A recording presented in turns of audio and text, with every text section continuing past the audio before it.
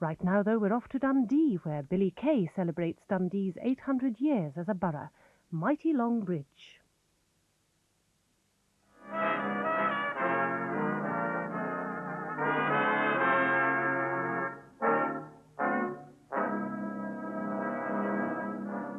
Is it Manhattan from Staten Island, Naples from the Bay, Thompsonville, DC, or LA on Tay? Whatever it is, it's a lot more than the grey stereotypes most outsiders content themselves with.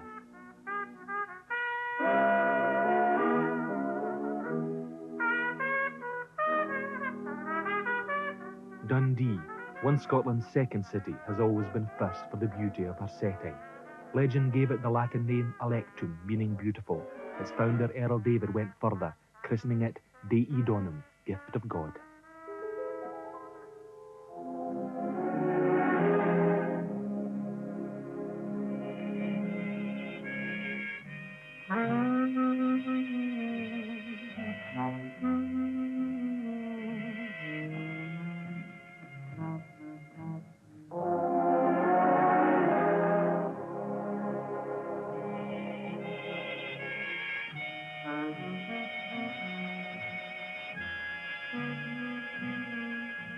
Radio Day, classic hits on Super FM stereo, 96.4 and 102.8. We're sounding great. To the Lord of Convention, 'twas Claverhouse spoke, ere the King's crown go down, there are crowns to be broke. So each cavalier who loves honour and me, let him follow the bonnet, so bonny Dundee. Cold winter was howling o'er muir and o'er mountain, and wild was the surge on the dark rolling sea, when I met about daybreak a bonny young lassie, washed me the road and the miles to Dundee. If I was to tell you at this stage that it's one of the most fascinating cities in the world, you probably wouldn't believe me.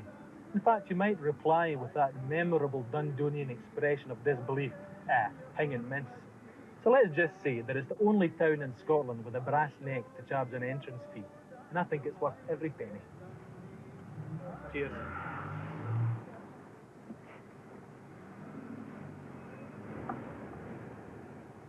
Dundee is, as everyone sees it, is always a kind of place that's very cut off. Where is Dundee? It's between Aberdeen and Edinburgh. That doesn't really express where Dundee is.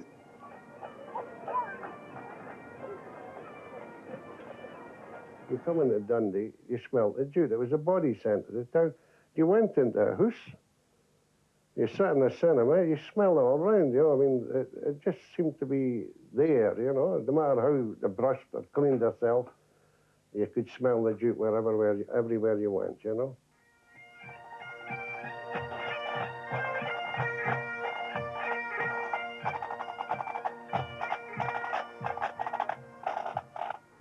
We're very proud of this city. I think we always have been. We don't boast about it too much because we like to keep it to ourselves. It's fair to say that Desperate Dan actually lives in Cactusville on Tay, because, I mean, the Cactusville has closes and lampposts and hitching posts for the horses, and a sheriff with a badge and a gun, and, you know, butchers' shops that could have been at the top of the hill or in the Overgate or whatever. And although, you know, you won't actually see a street name or really a recognisable building, the whole ambience of the place, the buildings and the settings, and you know, you see a bus stop, the row of people standing waiting at the bus stop as Biff or the Bear zooming past on his scooter, slapping them on the face with you know, red paint or something. I mean, they're definitely a Dundee bus stop, and you know, and you could go down to the Overgate the next day and see them all still standing there because the bus hadn't turned up. Dundee's built on a hill. I mean, you just need to see the short distance it is between the riverside and the top of the Law, and you realise that you can't go anywhere in Dundee without walking uphill. So it's too hard for the Stye Brae. If you went from the riverside to the top of the hill 5 times, you've done a Monroe. Now that's some going. So if they're going up, you try walking up the hill to your bag of messages, it's tough.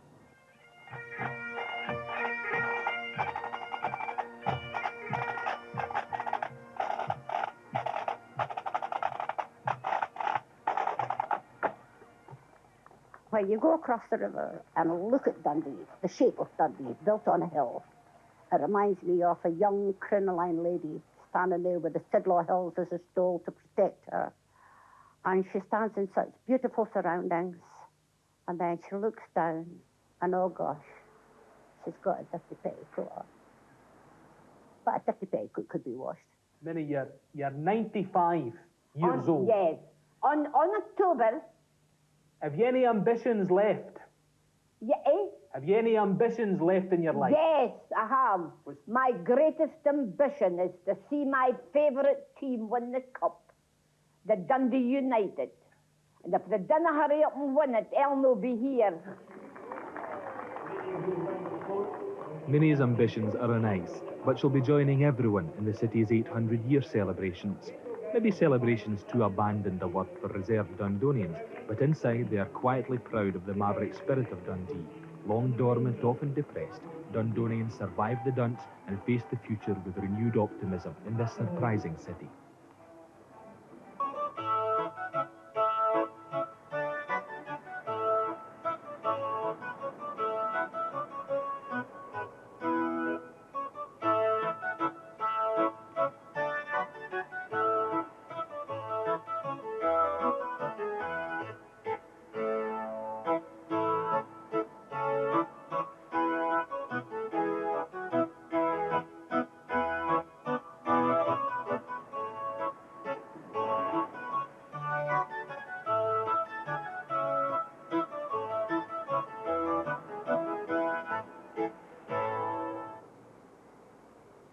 Dundonians have a strong sense of identity, inherited with a feel for the city's streets, an area explored by artist Joe Austin.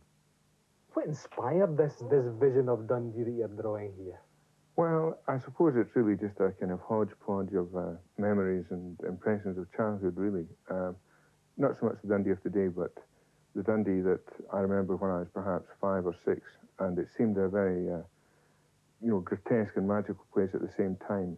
And it was populated, it seemed to me, that adults didn't seem to be lots of different people, but almost variations of the same person.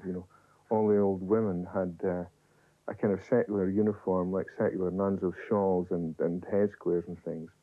And all the men seemed to have the same style of bonnet and coat.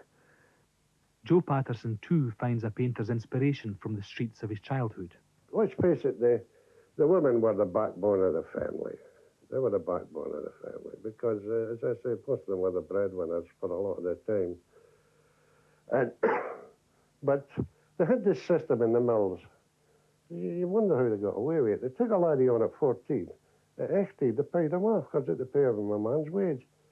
And, of course, the recruiting office done a roaring trade. That's the only way they could get a suit of clothes and 4 meals a day, down to Barrack Street and join the Black Watch. The next stop was India, the Khyber Pass. They all look extremely worried. I think worry hung about the town like the smell of jute. It was an all-pervasive thing. Why is the bed lying in the middle of the street? Well, I suppose because there was a sense in those days that the street was a communal area.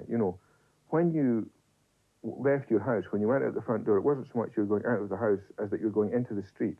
The street was a kind of, like a huge family room that this village, this large village of Dundee, shared. So everyone had a right to virtually do what they wanted in the street within reason. I mean, I've come home from school and seen big nurse gun this healing midwife sitting there. Oh, there's another burden. I just thought my mother was getting fat, you can. So she'd hear the burn and she'd be back in the mill within a week or less than a fortnight, She had to. And the old man looked after the burn. And the mill was just across the road. And if there's any emergencies, he just sent her for and she'd come over, And she breastfed all the bairns, And there was 9 of us in a 2-room house. I mean, there was 4 boys in one bed and 2 girls in the other. And then, of course, the younger ones, they were scattered around. One slept with my mother and father, not in a cot, It was pretty basic, The children look quite happy out in the streets there. Well, I think children can kind of cope with anything, but in the drawing, they looked a wee bit worried as well. Even the wee guy sitting under the bed reading his Dangerous Beano, he's a bit worried. Somebody's just died above him. Yes, I suppose that. Yes, I'd be worried if I was reading a Beano under somebody's deathbed myself. But no, it was, again, I think the reason it's, I have that particular juxtaposition of images, it's this, I say, there was always this sweet and sour mixture of the grotesque and the magical.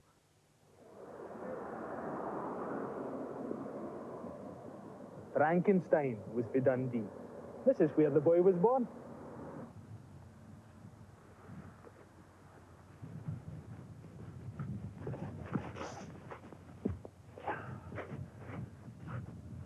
Frankenstein's creator, Mary Shelley, spent her holidays here on the blank and dreary northern shores of the Tay. She wrote, "Blank and dreary on retrospection I call them. They were not so to me then. They were the eyrie of freedom and the pleasant region where I could commune with the creatures of my fancy." Frankenstein still haunts Dundee and lurks in dark places in the city and its psyche, appearing intermittently to destroy any beauty created in this superb environment. Little of historic Dundee remains, for like a monster devouring its young, it's gorged on its past riches. Some of the worst excesses of 60s and 70s corporate vandalism are to be found here. While Edinburgh was knocking down parts of Princes Street, Dundee was destroying the more historic Overgate and throwing up an instant concrete slum. They even managed to divorce the city from the river. The impressive 15th century Gothic Tower of St Mary's reveals the sophisticated mentality that once prevailed. Confident, magnificent, in contrast to the shoddy prefab which obscures it, narrow, provincial, temporary. A difference in world picture so striking as to be almost incredible unless you explore the history that wrought the city. Since the time it replaced Perth as the main port on Tay, it was always one of the country's most dynamic and outgoing cities. The University of Bologna was a favourite of Dundee's students, while Flemish weavers settled here in numbers, an international city. For by the 16th century, Dundee was second only to the capital in wealth and power, her ships carrying cloth, hides and fish from the River Tay to places as far apart as Estonia in the Baltic and Bordeaux in France. In return, they brought muscadels, Alicante and claret wine, silks from La Rochelle and fine taffetas from Naples, all signs of the increasing opulence of merchant dynasties like the Wedderburn's. The Wedderburns showed they had culture as well as enterprise when they composed the Gid and Godly ballads, which range from pro-Reformation propaganda poems to exquisite love lyrics such as this. To me, she is both true and kind, worthy it were she had the praise, for nae disdain in her I find, I pray to God I may her please. When that I hear her name expressed, my heart for joy does lout therefore, aboon all other I love her best, and to I dee, what would she more?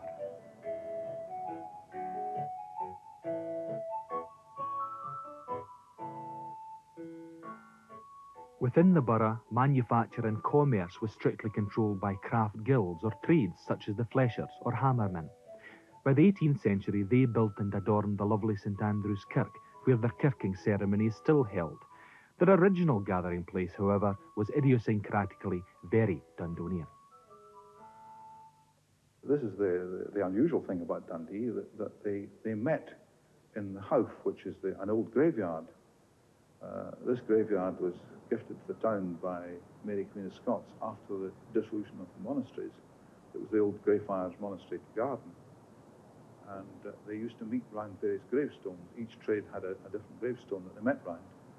And finally, later on, when they had a corporate joint body, which they called the Nine and One, they also had a meeting place.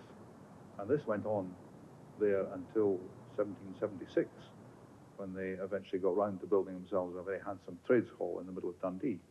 The Locket Book, the Baxter's first Locket Book, or the first one we know of, started in 1554, and it goes on to about 1750. The charitable role of the trade survives, as does their social aspect, keeping Dundonians close to their roots. case of the 9 trades, we have quite a special meeting called the Bridie Supper. This follows on from what David was saying. When these craftsmen left their meeting at the Howff, they retired to the nearest alehouse and had what was always referred to as refreshments, beer and bridies. We still have that meeting, and we still decide pensions at it. And we adjourn the meeting on the Wednesday evening, meet again on the Friday, and have a dinner, at which bridie is still traditionally eaten. So it sounds like a very down-to-earth thing, in fact. The bridie is, in fact, made by the boxmaster of the Baker Corporation from meat provided by the boxmaster of the Flesher Corporation, and that's a tradition that's gone on for a long time. And we toast these two gentlemen as the donors of the delicacies on the night. One check in the rise of Dundee was its turbulent relationship with the Old Enemy. It was here the patriot William Wallace was educated, and here he struck the blow which began the Scottish Wars of Independence. Taunted and insulted in the street, he lashed out and killed the son of the English governor. The violence then was nothing compared to the suffering inflicted in 1651 when Cromwell's General Monk sacked the town. The city was at the height of its economic power. The looting of its treasure was understandable, the massacre of so many men, women and children less so. Near here is the site of one of the many shallow graves that were dug to conceal the horror and shame. Years later, an English soldier came back, and his conscience got to him when he described the event. Give me leave to call it deplorable Dundee, and not to be expressed without a deluge of tears. Can nothing sweeten the conqueror's sword but the reeking blood of orphans and innocents? There was wealth enough to answer their ambitions, and probably that, as soon as anything, betrayed her. What sustained the Dundee people at times of war and peace was their deep religious conviction. For its place at the forefront of Reformation, Dundee was christened the Second Geneva. Even when Cardinal Beaton ordered an assassination attempt on his life, and even with the plague ravaging in the city, the great reformer George Wishart came to Dundee to preach to the zeal of the congregation. He spoke here from the parapet of one of the old city gates to the Sikh men and women, the plague-ridden on the outside, and to those spared on the inside. The city has produced many great preachers and missionaries, such as Mary Slessor, who carried the faith to a far-flung corner of Africa. The Christian faith, the missionaries, and gospel music were all part of the upbringing of a well-known Dundee voice. My great-uncles had been missionaries in Venezuela, and my immediate uncle was a missionary in Africa. My aunt was a missionary in Africa. When I was, I suppose I'd be about 9 or 10, I remember Mum taking me to a Mary Slessor Centenary exhibition, which was in the old Wishart Church, which is now called the Wishart Centre, I think. And that had, you know, African huts and old stuff about Mary Slessor. I can't remember too much about it. And then when I was growing up, there was a whole tradition of people getting into gospel music and Christian music and wanting to sort of kind of somehow accommodate the love of rock and roll with their faith and trying to explore that. And I went through that a little bit. The song that you sung about one of your early love experience, was that typical of every young lad growing up? Tell us about that song. I kind of love songs. I love songs that are love songs that set themselves in places. And I mean, they kind of, Dundee can be a very cold place in the winter, you know. And it was always a kind of, the things you do when you get chucked, you know, you probably go off on your own and feel a bit miserable and get a poke of chips and stuff like that. I've always imagined this song actually taking place. You start off somewhere on Constitution Road and walk down and then wind your way up, go down to deep sea, pick up fish and chips, come back and walk up the Lockheed Road home, you know. I've always imagined it taking that kind of route for someone. It's not necessarily my experience, but it kind of, it's a love, you know, it's a kind of tragic love song, tragic comic love song set in Dundee.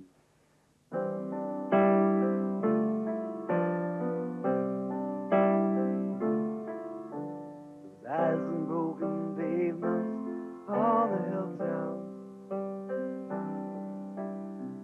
Light was falling from the infirmary. Last of the dog barking. Steps from gentle teardrops.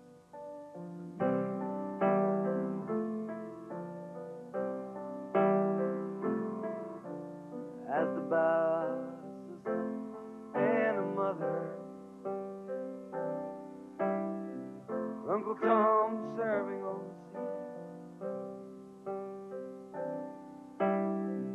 Grandpa's gammy leg kept him in his bed, kept out gentle teardrops on me.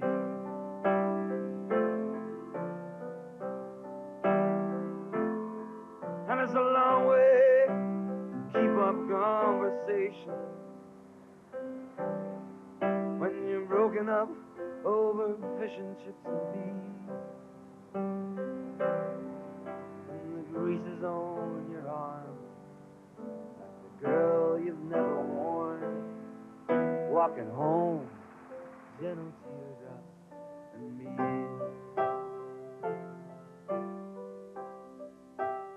It's a cold, cold night. It's a cold, cold night. Don't forget, December is your birthday, and the presents being paid up with food. Send it through Louise. Take it as the gentle teardrops from me. Love the gentle teardrops from me. Yes, we're rolling home. Gentle teardrops. Yes, we're rolling home. Gentle teardrops. Yes, we're rolling home. Gentle teardrops. Historically, the hill town was out with Dundee city walls, and the expansion of wool weaving and bonnet making here helped precipitate the breakup of the restrictive practices of the trades within the city. By the 18th century, wool had been replaced by linen as the main fibre woven, local, then Russian flax providing the raw material. But it was the arrival of another fibre, jute, in the middle of the 19th century, which would herald a boom of unprecedented wealth for the entrepreneur who were accumulating control of the handloom industry as the city expanded to absorb villages such as Lochee and geared itself to the new power looms. Coxes, Hallies, Eagle, Craigie, Brockies, Baxters, Bowbrig, Caird. I'm getting tired of working, but to lose my job, I'm feared. In any litany of Dundee jute mills, Cox's Camperdown Works comes first. The Coxes were the definitive jute barons. The wealth was created at tremendous human cost, for child labour was common until well into our own century. My mother was working, but was not big money. And when I was 12 years, she applied for a half-time exemption. And I got, it was granted. I was a good scholar at the school, and it was granted. So I got a job into Bisties. Now that's Don Buse and Brothers, but the Dundee people called it Bisties in Barrack Street. So they had their own school. So I went a half a day to work in the morning, stay at the school, and then work in the afternoon. Next week I reversed it. And then my partner would reverse, you know, with me. And we got 4 and 3 one week and 4 and 6 the next. So describe a typical working day for you. Well, it was hard and that. But you go home and tell your granny that your bones was aching. Oh, that's growing pains. You nothing else but growing pains. Did you follow your mother into the jute trade? Yes, well, I went into the weaving with in Baxter to learn to be it was canvas at that time in Baxter, canvas weaver. And how did you find that? No, I found that a very soul-destroying job. You never saw the end product. There was no end product. It was a very isolated job. You couldn't keep on a good conversation with anybody. Everything was done by sign language. And the one I remember most of all was, I'm fed up. I'm really fed up. And that was the sign for fed up, you know. What were some of the other signs you used? And it was, The manager, the foreman, he wore a hat, so hats, and the manager, he had a beard, so it was Deirdre, and then you could always give the tic-tac, they're on their way around, or here he comes, look out. And then used it for time, what time it was. And how did you tell the time? Well, you asked, what time is it, and we'd go 12 o'clock, and it would be half past, quarter past, 25 to 25 past. And that's the way that went. And it was all right if they were doing that, but if they had a finger off and they said 3 o'clock, you didn't know it was 2:30, or if it was like that, you didn't know it was 3:30 or 4 o'clock. So we used to have quite a joke with that, where anybody had fingers missing, they would get finger off. Oh, come take my hand to the hill of Algate. We'll gaze at the stars in the silvery day. I'll beckon the breeze to caress my old Sarah. Michael Marra's song from the Fairlie Mackie work about a remarkable Dundee mill girl, Sarah Craig. When she was 80, Sarah had a leg amputated. I approached her hospital bed with trepidation. Billy, she said, if they give me a stick and a parrot, I'll get to play Long John Silver. The fortitude of the women is legend. The facts are chilling. I was 10-year-old fast, but it was on false lines. My sister, I went on her lines. Every 7 weeks on my holidays for the school, I went in and worked. And when I was 14, I went right in. I knew all what to do. Why did your mother send you in when you were 10? Poverty. Women who were pregnant were paid off. So, in the words of the old Dundee song, they strapped their corsets neat and tight so that nobody would find out that they were pregnant. And the part, perhaps their neighbour in the work, would be very, very kind to them. Any heavy lifts, they would rush round and give them a hand to it, assist them, sit down and keep a lookout for the foreman coming, because at that time there was no tea break, and they would sneak in another cup of tea. You have to be very smart. You see, the shifting, we went to the shifting. Now that's taking the full bobbins off, and you put the empty ones on, and you have to hurry up and get round the frames, and you're running like race horses, mind you, and that. And then with all the frames, say now, what they call the happy, you had 18, and then there was another 18, you see, we another shifting wifey, and another squad of shifters. We were like jockeys, Single men emigrated and joined the army in droves, leaving further imbalance in the city's population. A life alone would be the lot of many Dundee women, so the bittersweet humour of a certain song had added poignancy and became the Mull Lassie's anthem. Now I have oft times heard it said, be my father and my mother, the gang to a wedding is the markings o' another. If that be true, I'll gang without a bidding. O kind Providence, would you send me to a wedding? And it's, oh dear me, what will a day if a day and all made in my garret? So Jill or come sailor, come tinker or come tailor, anything at all that'll tap me fae my feather. Come rich man, come poor, come wise or come witty, just anything at all that'll marry me for pity. And it's, oh dear me, what will a day if a day and all made in the garret? Now I'll awa him, for there's naebody's heeding, naebody's heeding to pair old Annie's pleading. I'll awa him to my ain wee bud garret, I can't get an old man, I can surely be a parrot. And it's, oh dear me, what will it be if a dear old maid in my garret? There you are now. I think a lot of the way that folks think about Dundee's got to do with the women. Because Dundee, as everybody kens, had a trade that was predominantly women. And it was a hard life. And they worked 6 days a week, they ran a house, and they brought up a family. And there wasn't much work for the men. Everybody kens the story about the men were called the kettle boilers. But the women had the power because the women had the money. Money is power. It doesn't matter where you go in life. And I think they had to take the role.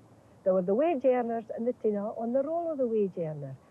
And it gave them a kind of, what they call now is feminism. But they had that long before anybody thought of the idea of feminism.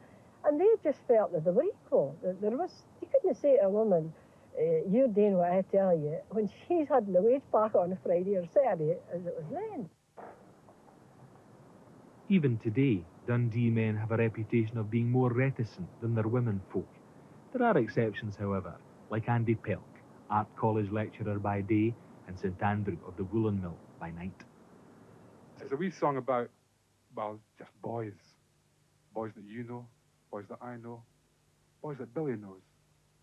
And they're boys that, age are them, Mick? 40, 42, 43. And they wear tank tops, and they're still wearing tank tops. And they're wearing iraks. And they're nice lads, you know, I mean, they're okay. And they do their bit. They help their mum and the hoover, the polish, stuff like that. This is a wee song called Harmless. Thank you very much. There will be, yeah. I can assure you of that.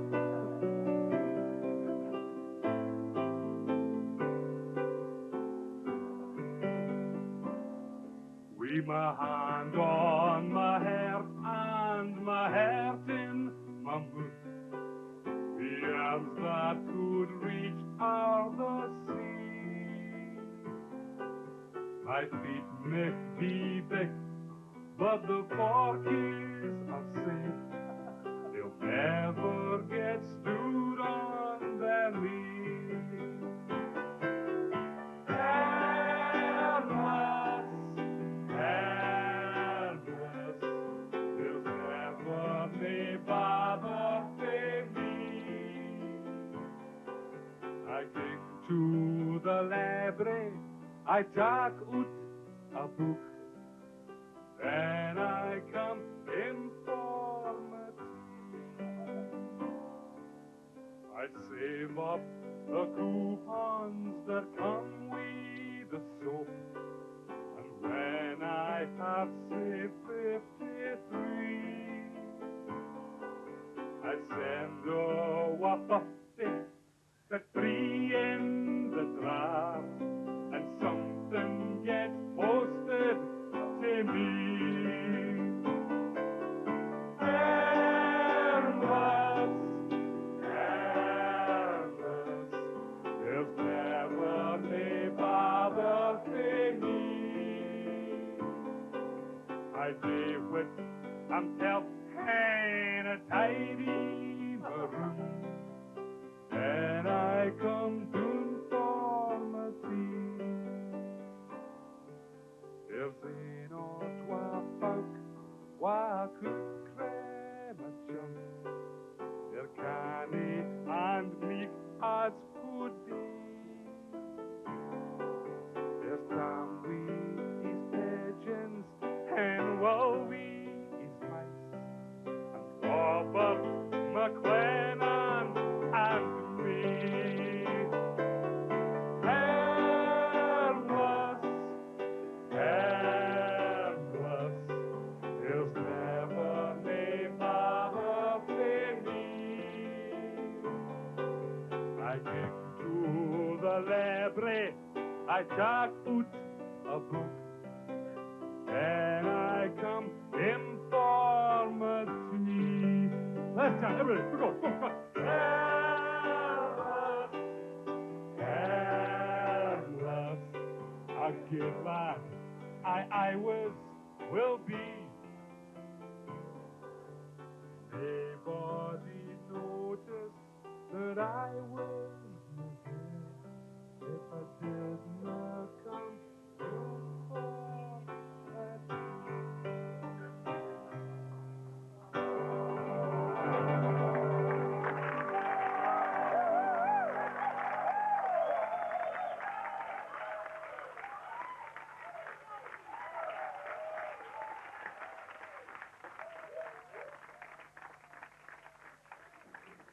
Ironically, the harmlessness of men in Jutopolis arose out of the hardness of men in another major industry. Whale oil was used to batch or soften the brittle jute fibre and adapt it to the power looms. The oil was plentiful because Dundee was Britain's main whaling port at the end of the last century. Dundee bairns were raised on tales of brave men, icebergs, polar bears, and the hunt for the great Leviathan. Sailors once more, oh the whalers once more, when they're in the Baltic Sea, they're longing to be back in Dundee once more. There's a noble fleet of whalers a-sailing frae Dundee, we'll manned by British sailors, they sail them on the sea. On a Western Ocean passage, none with them can compare, but the smartest ship to make the trip is the Blade, I declare, for the wind is so. When Captain Scott's great polar expedition was underway, Dundee was the place to get the wooden-hulled ship built that could withstand the ice. Discovery. This is her in the Antarctic Ocean. And this is her docked back in her home port, a symbol of her past and a slogan for her present revival. Dundee, City of Discovery. There are other skills remaining from the seafaring past. Allison's the sailmakers are still along from Whale Lane on Dock Street. Jim, tell me exactly what you're doing here. A landlubber me doesn't care. Well, it's just a simple splice. A short splice. Just to tie the ropes together? Which ends together, yeah?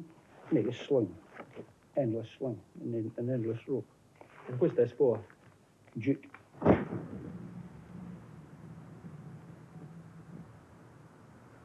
Dundee was a booming place with tremendous activity in textiles, mainly in linen, and also in engineering. And America was a big part of their scene. About half of the exports at that time went to America. Another major product was sailcloth. Now that wasn't only for sailing ships, that was also for the prairie schooners, the wagons that went out west. So even before the Civil War, Dundee was very actively engaged in American trade. And then the next development, of course, was the Civil War in the 1860s. And this put a new magnitude to what was going on here, because it gave an opportunity for the new fibre, which was jute. Jute became indispensable for the conduct of the war. The northern states blockaded the export of the South's main crop, cotton, and as it grew scarce, jute bags were used to carry supplies and jute sandbags to defend the trenches. The jute barons got richer, and in a remarkable 10-year period between 1873 and 83, Dundee money flowed into the USA in the form of investment trusts. The trusts financed the new railroads inching their way across the Great Plains, and they loaned money for land mortgages. The most speculative of the Dundee investments out west were the cattle companies, like the Goodnight Ranch or the Matador Cattle Company in Texas. You can tell the Dundee man for the cowboys by the shape of his bonnet. One local man ditched by the trust for cowboy practices was Willie Reed, known in the Oregon Trail as Dundee Reed. A local senator opined, "There are only 3 liars in the state of Oregon, and Dundee Reed is 2 of them." A legacy of the mortgage company's activities was that mineral rights were retained beneath the land mortgaged. Investment trusts like the Alliance found themselves the owners of oil wells in Texas and Louisiana. They still own them. The sums involved were phenomenal. All in all, about £3 million directly of Dundee money. And that, you put that in present-day terms, That would have been something like £130 billion. The contrast between the wealth created and the poverty within the town was dramatic. You can hear the working class view of the demise of the great mills in Ellie MacDonald's poem. Baxter's Upper Dens Mills, a half-mile round the Mucklestane was and iron yets. The bummers quiet this lang while syne, nae siller new in jute, and never was for them as roch 12 hours a day, but gied a creasy line into the boss's pooch, and bigot railroads half across America. Ilka day, ilka day, ilka day, the hammers ding doon the was o' Baxter's Upper Dens. Naebody kens what's to be pitten in its place, naebody greets for its demise. And stour blaws frae the howkitoot waymote, sclairt in the cars and buses that birl awa to concrete fields o' spacelessness. As the money went west, the wealth creators deserted the city and moved east, heading downstream to Broughty Ferry, transforming it from a fishing village to a fashionable resort, boasting huge mansions and a concentration of millionaires unknown outside the city of London. The excess wealth at least meant patronage for the arts. Art Society had an exhibition one year, and then the next year was a biennial exhibition, which was open. I don't know who exactly organised it. I suppose the gallery people had organised it, but they had continental artists showing, very well-known artists like Blommers and Dutch artists and so on. And I think the Broughty Ferry people bought these expensive pictures in those days. And in fact, it's a side sort of shows what Dundee was like when it's recalled that Boyd of Claremont, who was managing director of Keeler's, a very rich man, and when he donated or started a chair of dentistry in Dundee University, the chair was financed by him selling 2 Van Goghs and a Cézanne or something like that, which of course today would be probably amount to 100 millions or something. But in those days it didn't amount to money like that. But still, even then, they were very valuable pictures. The Keeler mansion is still a family home, still imposing and beautiful, matching the jute owners' palaces in opulence.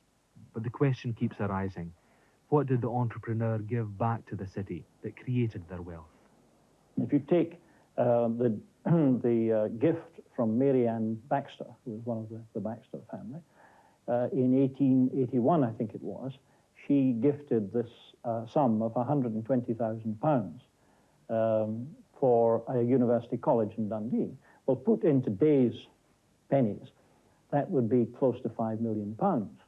And there were plenty of bequests and gifts of £5,000 to £10,000, which again, you're talking of writing a cheque for £200,000 to £400,000, £500,000.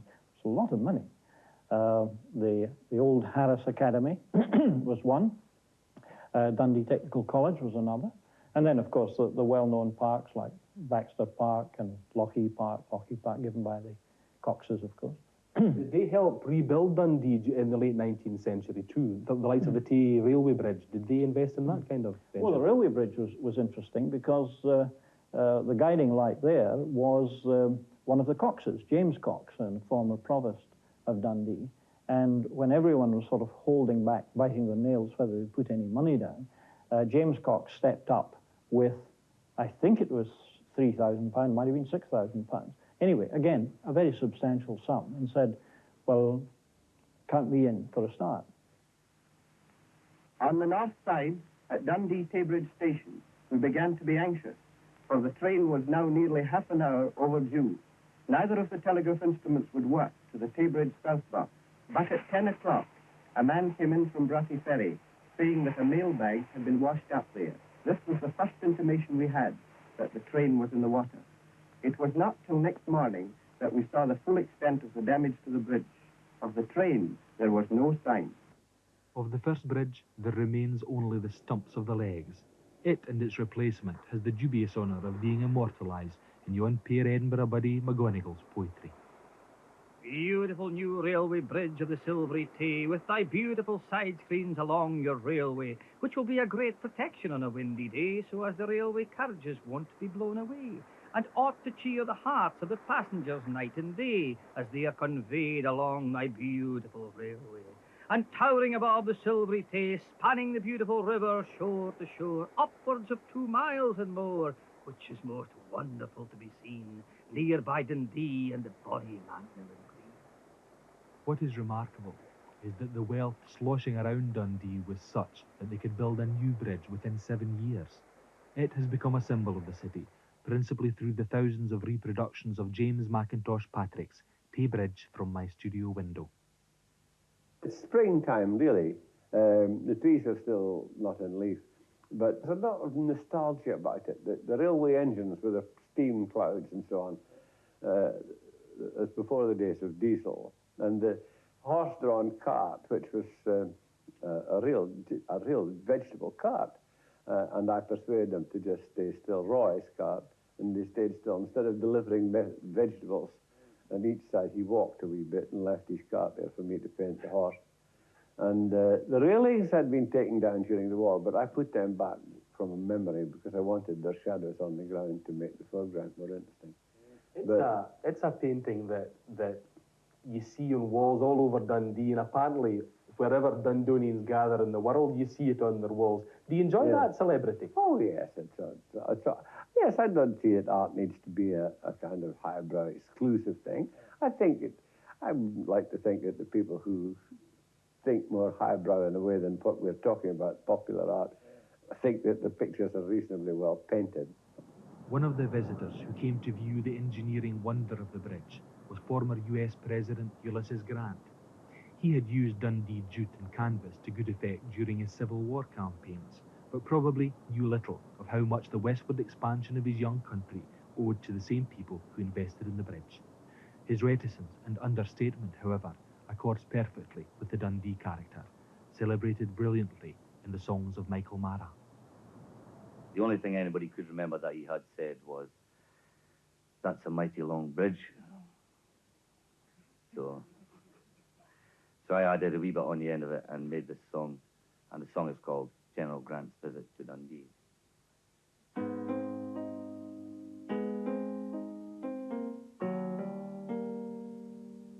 When U.S. Grant paid a visit to my hometown, they spruced it up with a lick of paint, and they showed him round.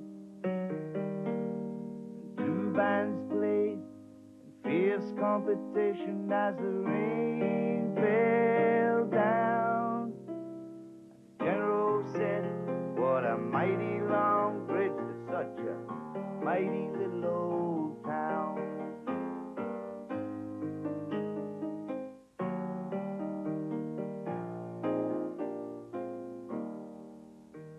A man called Walsh hung from a window with the stars and stripes, and the orphan boys sung "Hallelujah, sweetness and light." And as they sang, the fire bell rang, and they ran for their lives. What well-trained little orphans and a precious little song, said the general's wife.